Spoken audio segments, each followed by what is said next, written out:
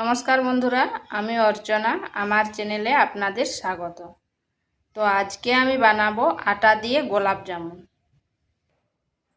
একেবারে দোকানের মতো, আর খেতেও কিন্তু দারুণ লাগে। তো চলুন দেখে নেওয়া যাক আমি কিভাবে গোলাপ জামুন তৈরি করি। এখানে নিয়ে নিচ্ছি 1 বাটি আটা। আপনারা চাইলে ময়দাও করতে পারেন। দিয়ে দিচ্ছি 1 চিমটে বেকিং পাউডার, আর দিচ্ছি 10 টাকা দামের 2 প্যাকেট আমুল দুধ।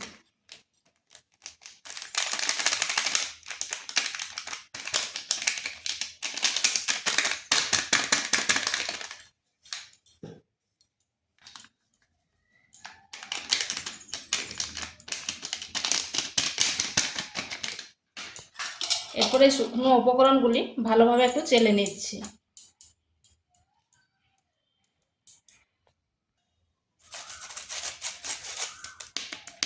এখানে আমুল দুধটা দিলে এর টেস্টটা কিন্তু দ্বিগুণ বেড়ে যাবে, আর খেতেও ভালো লাগে।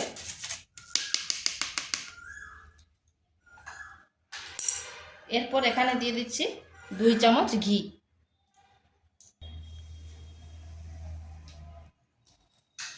এরপর ভালোভাবে ময়ানটা দিয়ে নিচ্ছি।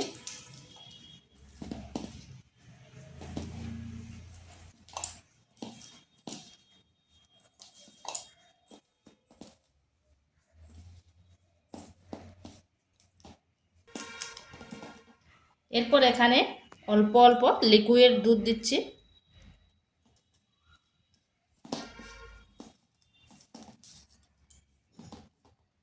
দিয়ে করে একটা ডো তৈরি করে নেব।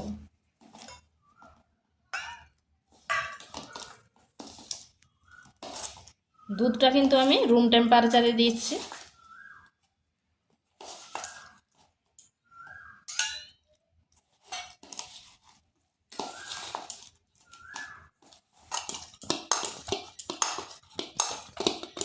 ডোটা আমার তৈরি হয়ে গেছে। এরপর হাতে অল্প ঘি নিয়ে নিচ্ছি।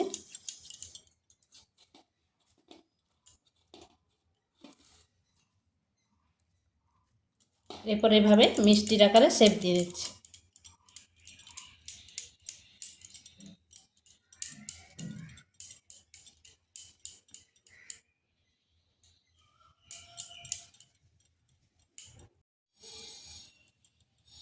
এইভাবে আমি সবগুলো করে নিয়েছি। এখানে কড়াইতে তেলটা গরম করে নিয়েছি। এরপর আঁচটা মিডিয়াম করে দিচ্ছি। এরপর এখানে দিয়ে দিচ্ছি।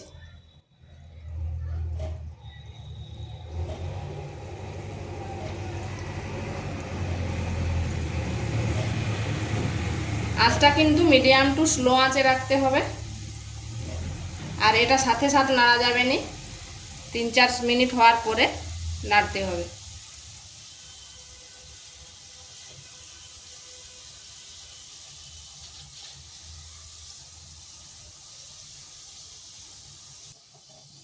এরপর হালকা করে এইভাবে 2-3 মিনিট হওয়ার পর এইভাবে নেড়ে দিতে হবে। তাহলে পুরো মিষ্টিটার মধ্যে তেল হয়ে যাবে, আর ভালোভাবে ভাজাও হবে, আর খুব সুন্দর ফুলে উঠবে।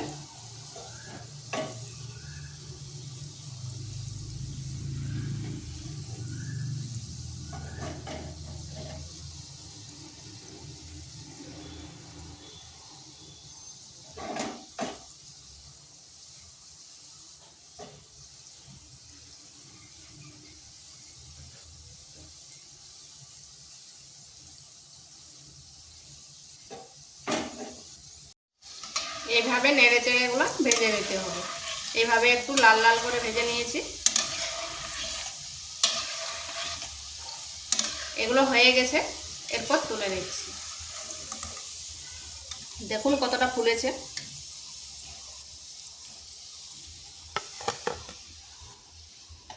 এইভাবে সবগুলো ভেজে নিচ্ছি।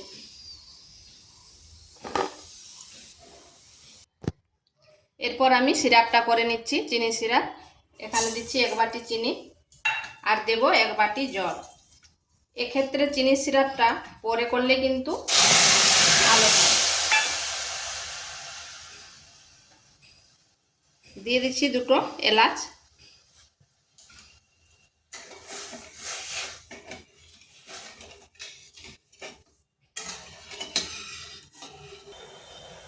এই চিনি সিরাপটা খুব বেশি ঘন করব না,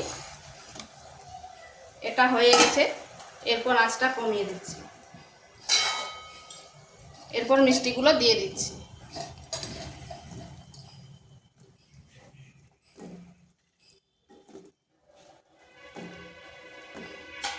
এবার আঁচটা কমিয়ে 2 থেকে 3 মিনিট কিন্তু আমি এখানে ফুটিয়ে নিচ্ছি।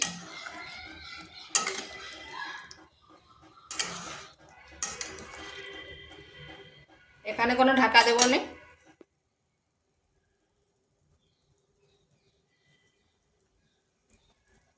এটা 2 থেকে 3 মিনিট হয়ে গেছে।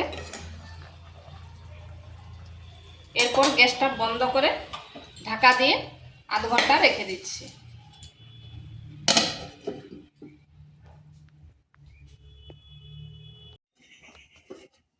তো বন্ধুরা, এটা আধ ঘন্টা হয়ে গেছে। আর দেখুন কতটা চিনির রসটা টেনে নিয়েছে, আর কালারটা কি দারুণ হয়েছে, ঠিক যেমন দোকানের গোলাপ জামুন। এরপর এটা আমি নামিয়ে দেখাচ্ছি।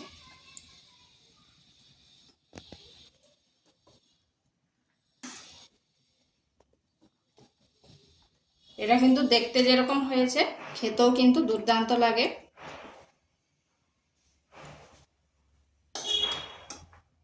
তো ভিডিওটা ভালো লাগলে লাইক, শেয়ার, কমেন্ট অবশ্যই করবেন। আর নিত্য নতুন রেসিপি পাওয়ার জন্য চ্যানেলটিকে সাবস্ক্রাইব করবেন।